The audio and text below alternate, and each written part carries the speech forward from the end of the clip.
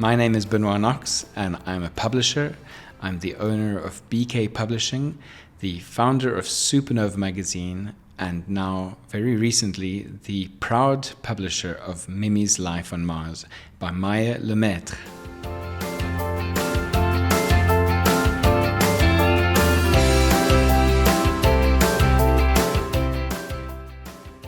Supernova magazine is known for its great articles on science, technology, the environment, and all sorts of interesting topics. We also publish delightful original comics in every issue of the magazine. A few years ago, I approached Maya to work with the Supernova team and come up with an amazing new concept for a comic. Our starting point was that the main character had to be a girl. There had to be an element of science and technology in the comic, and the main character had to be relatable. Maya helped us to come up with a great story and an even greater character. Mimi is a young girl. Like any other girl, she's moving to a new school. She has to make new friends and start a new life in a new town on a new planet. The comic follows her everyday adventures on the planet Mars.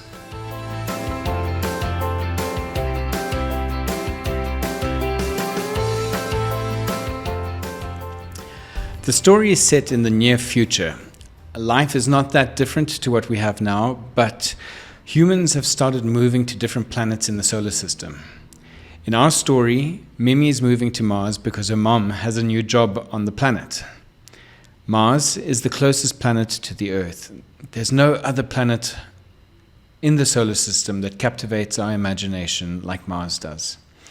Thousands of scientists work every day to answer the questions of whether we could one day put a person on Mars and eventually inhabit it. It is the perfect setting for our story because even though some things in Mimi's life will be familiar to most of us, most things are new, and that's really exciting.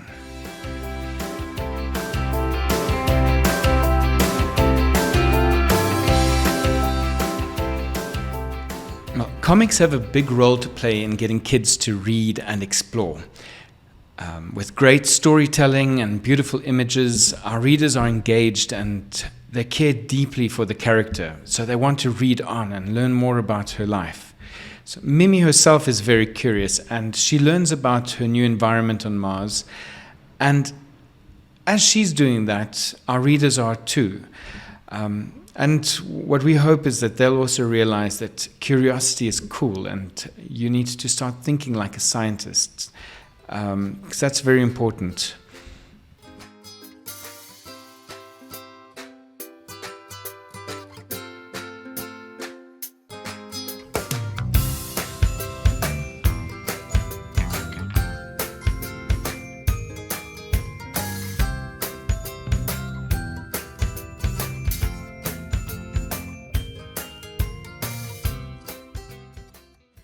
Mimi is born on Earth. She lives there for 12 years with her family, and then her mother gets a job she's a geologist, and she gets a job to work at a research facility on Mars. So the family decides to go move there together.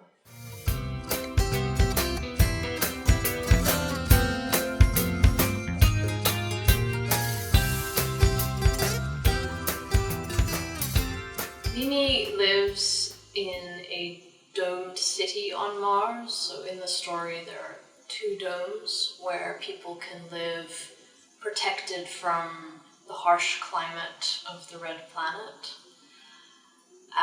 There's an understanding on Mars that there's a balance that needs to be maintained. You know, the oxygen inside the dome is carefully controlled, the climate is controlled.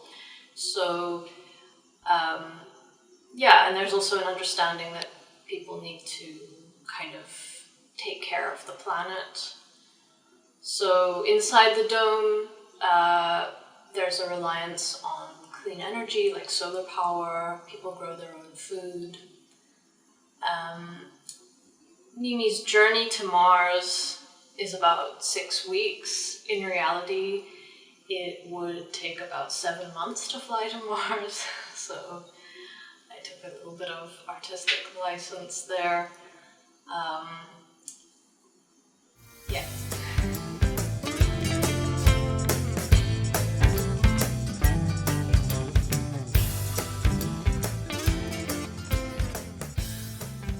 Mimi's life on Mars is a story about growing up. So I explore themes of relocation, moving to a new home, and all the challenges that can come with that, starting a new school, having to make friends. I also explore themes around science and space exploration, and I try and convey a sense of wonder and excitement at the cosmos.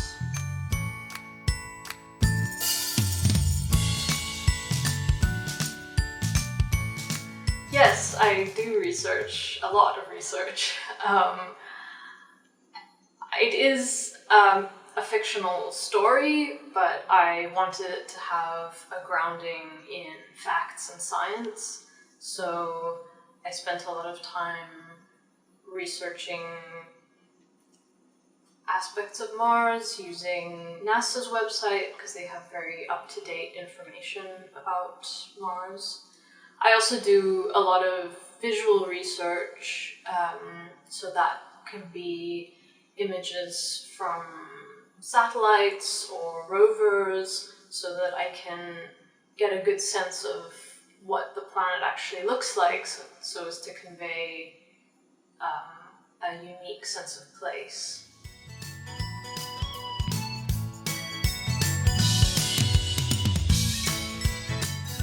To be honest, I would never want to live on Mars. I love our planet Earth too much.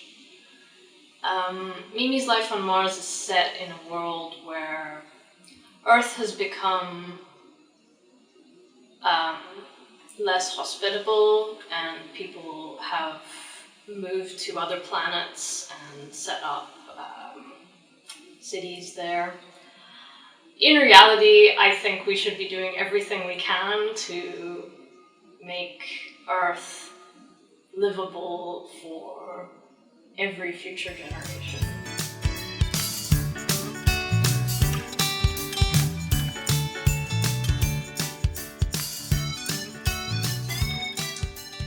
Mimi's character evolved organically as I was writing the comics, but I also took inspiration from my own life, my childhood, and friends that I had when I was her age.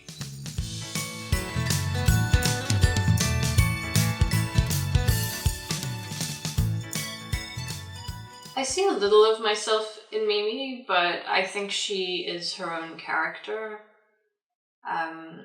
When I think of myself at that age, I was a lot more shy.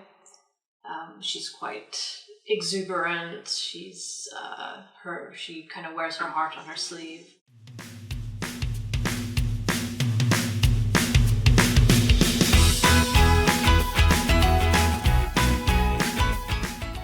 So an episode would be a single page of a comic comprising of 12 panels. And it depends on the complexity of the story and the images that I need to draw. So if I need to do a lot of research, or if it involves complicated scenes like a cityscape or crowds. So it can take me anywhere between a week and 2 weeks to complete an episode.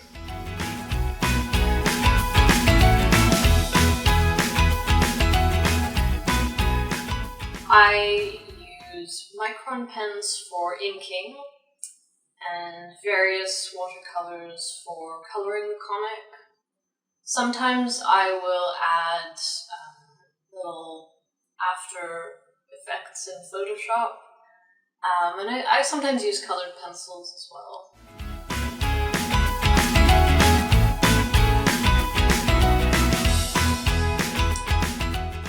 I think one of my favorite episodes is called Experiments with Gravity. It's an episode where Mimi, Tina, and Shireen leave the dome and probably somewhat dangerously turn off the gravity settings on their boots and go bouncing around the surface of Mars because the gravity is much lower there. And I thought the idea of being in low or zero gravity sounds like so much fun, and I loved just getting to draw the kind of weird clouds in that episode.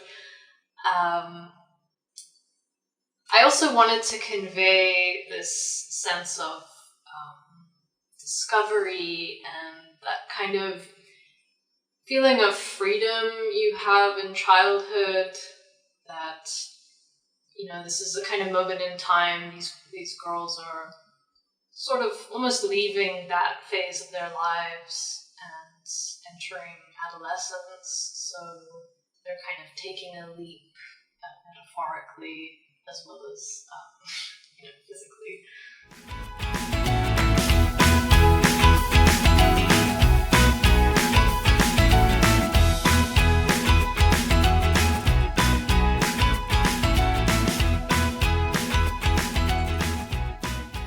It is different creating a comic book to a comic for Supernova. Creating a comic book is a much slower process. It involves a lot more planning and research, and I would say you need to focus a lot more on continuity, so making sure that rooms don't move around from panel to panel. So for example, for myself, I had to draw a floor plan of the Marshes' home and like an exterior view of their home, just so that I could remember where all the furniture was, and so that in different stories you would still know that you were in their home. And overall, the process of creating a comic book I found to be very challenging, but also fun and rewarding, and I feel like my skills as an artist have really developed from it. So yeah, it was a really great process.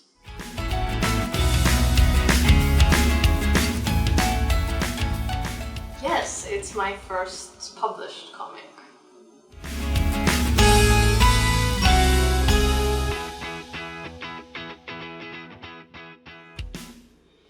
The storytelling process often starts with me reading something interesting about Mars, and I try and incorporate that into the story. I also try and think about things that are relevant to young people, like making friends or facing a challenge at school, and then I try and structure a story around that. Once I have an idea for a story, I will do some research if necessary. I'll begin writing like a short kind of script for each panel. Once that's done, I start thumbnail sketches, which are a series of very quick, rough sketches of how I'd like each panel to look. And then once I'm happy with the overall direction of the story, I start penciling, inking, coloring, and then I'm done.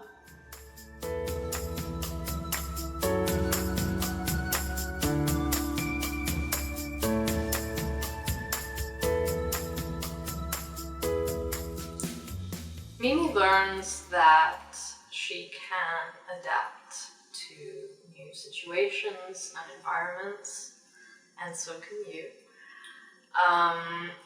I think the lessons of being curious about the world around you is an important one, and also that everybody wants to feel included, and you can be the person to say hi first to someone and make them feel like that.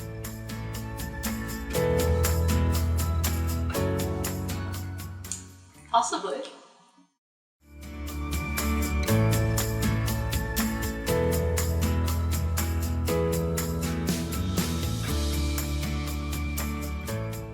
Well, I'd like to further develop my storytelling abilities and my skills as an artist. I'd like to tell more and more stories that are compelling and emotional, that really immerse the reader.